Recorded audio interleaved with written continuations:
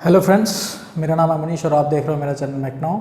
और चलिए शुरू करते हैं। आज का टॉपिक है रिस्क मैनेजमेंट सिस्टम। कस्टम्स में रिस्क मैनेजमेंट सिस्टम कब आया था और क्यों ये लागू किया गया था, और उसके बाद क्या उसमें चेंजेस की वजह से बदलाव आया जिसके कारण आज अपना इंपोर्ट और एक्सपोर्ट इतना अच्छे से फ्रीली जल्दी होता है।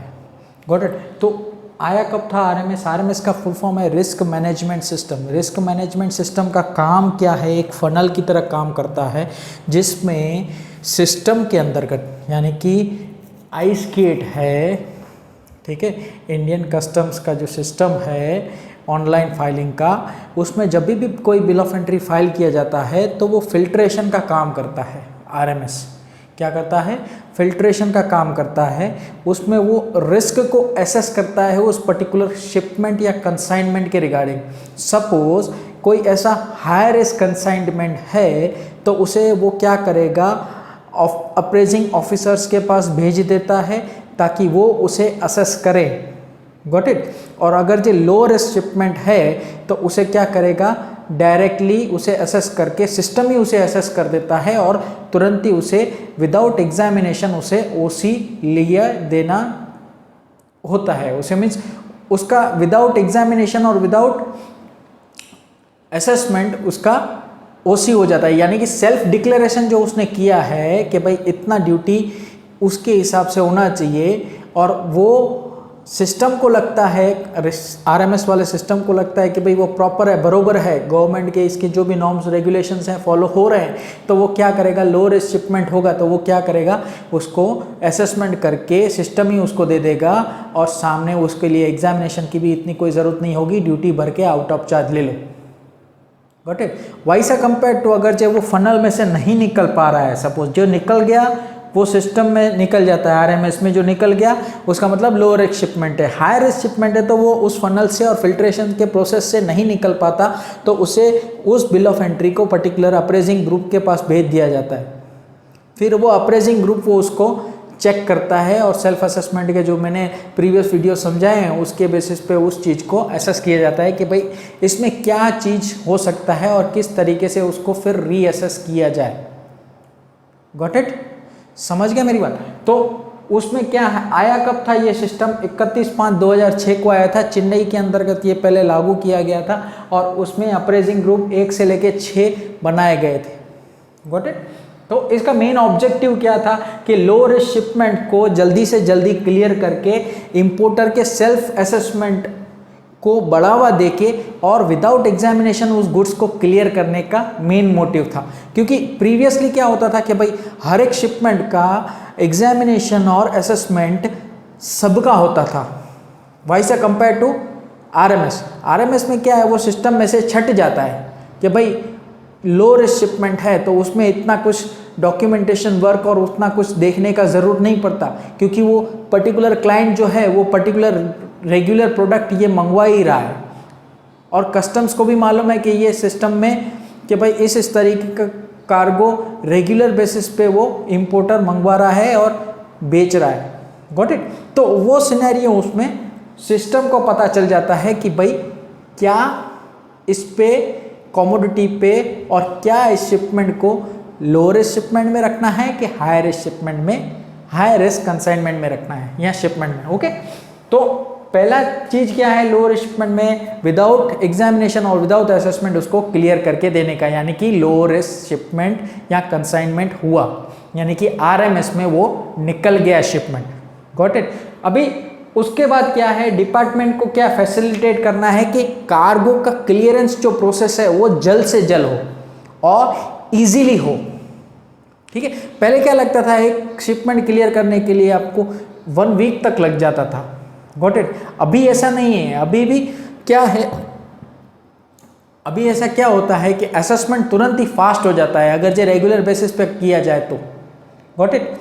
अभी ये जब ही आया था रिस्क मैनेजमेंट सिस्टम, उसमें एक नया सिस्टम लागू किया था एसीपी क्लाइंट्स का। एक्रीडेट क्लाइंट प्रोग्राम का एक सिस्टम लॉन्च किया गया था, जिसमें क्या है कि सपोज बड़ी बड़ी जो कंपनीज है जो रेगुलर बेस पे ये इंपोर्ट एक पर्टिकुलर कमोडिटी का करती हैं, तो उसे उस पर्टिकुलर जो भी बिल ऑफ एंट्रीज उसकी फाइल होंगी तो वो पर्टिकुलर आरएमएस में निकलेगी।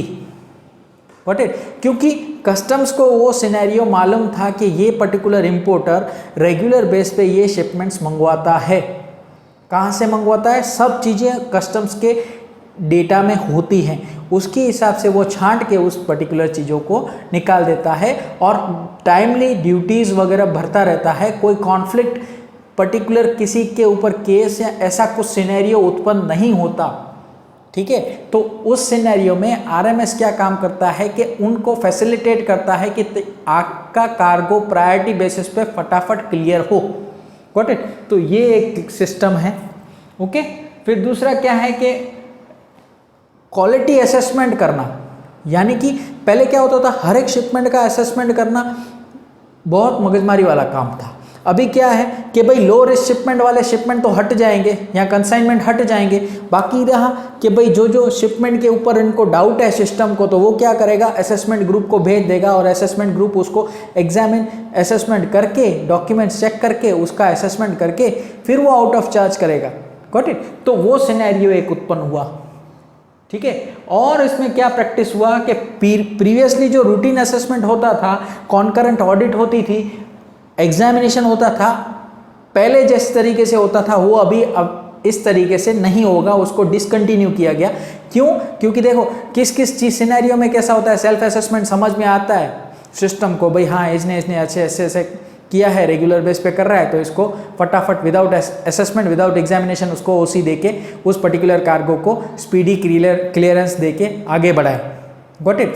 और दूसरा है कि भाई किसी में हाई रिस्क शिपमेंट है, किसी में लगता है कि भाई इसमें कुछ लोचा हो सकता है, तो वो क्या करेंगे, अप्रेजर के पास उस पर्टिकुलर शिपमेंट को भेज देंगे और वो उस हिसाब से चेक करेगा, एग्जामिनेशन करेगा, उसके बाद ही आगे बढ़ाएगा। तो यहाँ पे क्या है कि फिल्ट्रेशन प्रोसेस स्टार्ट हो गया, जिसकी वजह से कार्गो का क्लियरेंस प्रोसेस जो है वो फास्ट हुआ। वाई सा compare to before 2006। Okay, got it? ये इतना समझ में आ गया होगा आपको। और असेसमेंट के ऊपर अच्छा क्वालिटी असेसमेंट होना चाहिए। मैं इस कहने का मतलब कि भाई कि जो लो रिस्क शिपमेंट है वो भी अपना है ना अप्रेजिंग ग्रुप के पास नहीं आने चाहिए, तो वो एक सिस्टम में ऐसा कुछ उन्होंने मेंशन कर देते हैं कि ताकि वो बार बार असेसिंग ऑफिसर या अप्रेजर के पास या सुपरिटेंडेंट के पास ना आए। Got it? तो वो सिनेरियो एक हो गया।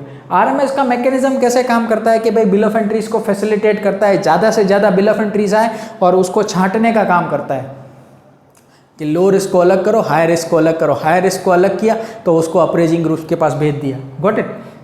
तो सेल्फ असेस जो बिल ऑफ एंट्रीज हैं उसको अच्छी तरह से कैलकुलेट करके ड्यूटी चालान जनरेट कर देता है और ड्यूटी भर के वो आउट ऑफ चार्ज ले सकते हैं। Got it? तो वो सिनेरियो है आरएमएस का। और गुड्स जो रेडी फॉर क्लियरेंस है, इंपोर्टर के सेल्फ डिक्लेरेशन और self assessment without examination by officers, means assessment और एग्जामिनेशन के बगैर वो इंपोर्टर खुद का कार्गो टाइमली और फटाफट क्लियर करवा सकता है आरएमएस के हिसाब से। Got it? और ड्यूटी पेमेंट के बाद उसके कुछ डॉक्यूमेंट सबमिट करने रहते हैं, जैसे कि कोई भी ड्यूटी पेमेंट किया तो उसके बाद बिल ऑफ एंट्रीज की कुछ कॉपीज़ वगैरह आती है। कस्टोडियन कॉपी जो आता है वो हमको शेड अप्रेजर को जो यहाँ पे जो एग्जामिनेशन करता है उसको सबमिट करना पड़ता है और वो एग्जामिनेशन फिर एक साइन करके ऑर्डर दे देता है, भाई आप इस पर्टिकुलर कार्गो को अपने पोजीशन में ले सकते हो।